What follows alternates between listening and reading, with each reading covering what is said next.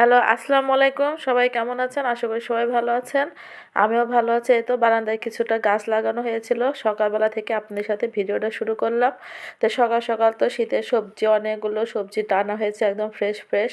যা যা ছিল বাজারে এক কথায় সব আনা হয়েছে। তো এগুলো গুছিয়ে টুছিয়ে তো আমি রান্নার জন্য সব তৈরি গুছিয়ে নিয়েছি। এদিকে ছিল কাতলা মাছ, ফুলকপি, আলু, সিম দিয়ে কাতলা মাছ রান্না করব আর পুঁই শাকের ফল ভাজি করব আলু দিয়ে। তো এদিকে তোর বাবা আরও কিছুটা তো ফল নিয়ে আসছে, সেগুলো রেখেছি ফলের ঝুড়িতে। এই তো বড়ই, এটা ছিল আপেল, কুল, আঙুর আর ছিল কেশর। ফল টল গুছিয়ে রেখে তো রান্না করতে চলে আসলাম।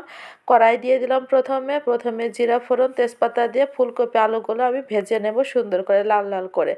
এমনিতেও ফুলকপি স্বাদটা মনে হয় এখন আর আগের মতন নেই, তাই একটু ভেজে নিলে ফুলকপিটা আর গলে না। সবাই তো ভেজেই নেয়, মোটামুটি যারা নেওয়ার তারা নেয়।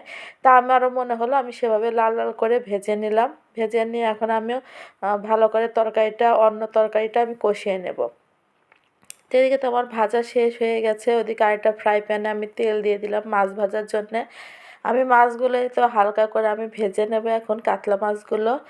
তা আমি এই এক পাশে কাতলা মাছ ভেজে নিচ্ছি, আর এক পাশে যে কুমড়ো বড়ি হাতে দেওয়া আমি বানিয়েছিলাম নিজ হাতে, সেগুলো আমি ভেজে নিচ্ছি। কুমড়ো বড়িও দেবো তরকারির ভিতরে। শীতকালে তো একটা অন্যরকম খাবার এটা। তো কড়াইয়ে তেল দিয়ে তো কিছুটা কাঁচামরিচ আর পেঁয়াজ পেস্ট করে নিয়েছিলাম, সেগুলো দিয়ে দিলাম। একে একে গুঁড়া মশলাগুলো সব দিয়ে দিচ্ছি। তো এই যে হলুদ, মরিচ, ধনিয়া, জিরা সব গুঁড়ো মশলা দিয়ে মনে হলো একটু তেল কম হয়েছে, আর একটু তেল দিয়ে ভালো করে মশলা কষিয়ে নিয়ে বেগুন আর সিমটা আমি আগে দিয়ে দিচ্ছি। যেহেতু ফুলকপি আলু ভেজে নিয়েছি, তাই সেগুলো একটু পরে দেব। তারপরে যে সব একদম সবজি দিয়ে কুমড়ো বড়ি দিয়ে ভালো করে আর একটু কষিয়ে নিয়ে আমি এখন ঝোলের পানিটা দিয়ে দেব। তা আস্তে আস্তে তো আমি তরকারিটা রান্না করে নিচ্ছি। এই তরকারিটা আমার কাছে অনেক ভালো লাগে শীতকাল আসলে। ফুলকপির তরকারি, ভাজি এগুলো আমার অনেক পছন্দের খাবার। তো এই তরকারিটা তো বলক উঠে গেছে, এখন আমি কিছুটা পাকা টমেটো দিয়ে দেব। দেওয়ার পরে তারপর আমি মাছগুলো সুন্দর করে বসিয়ে দেব। মাছটাও এই যে আমি সুন্দর করে বসিয়ে দিচ্ছি। তারপর ঢাকনা দিয়ে চেপে চেপে দেবো। আস্তে আস্তে তরকারিটা হতে থাকুক। তরকারিটা তো হচ্ছে।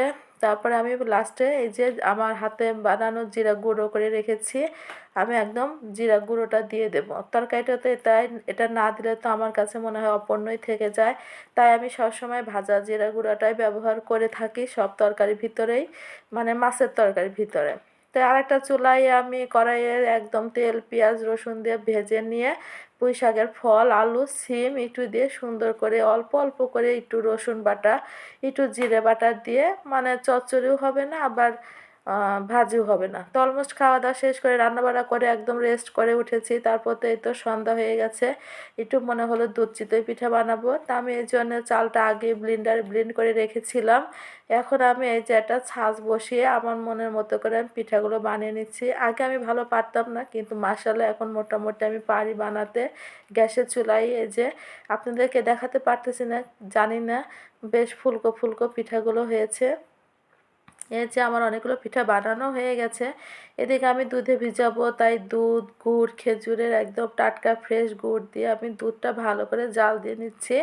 তো এদিকে একজনের হাঁড়ি ছিল, হাঁড়িটা তাকে দেবো, এই জন্য হাঁড়িতে দুধ আলাদা করে তার জন্য পিঠে ভিজিয়ে নিলাম, আর এখানে আমাদের জন্য পিঠা ভিজালাম। তো এই তো আমাদের জন্য ভিজালাম। এই তো সকালে পিঠাটা দেখেন একদম ফুলে টোপা টোপা হয়ে গেছে, দুধটা অনেক টেনে নিয়েছে। তা পিঠাগুলো খুব সুন্দর হয়েছে। সবাই ভালো থাকবেন, সুস্থ থাকবেন। আল্লাহ হাফেজ।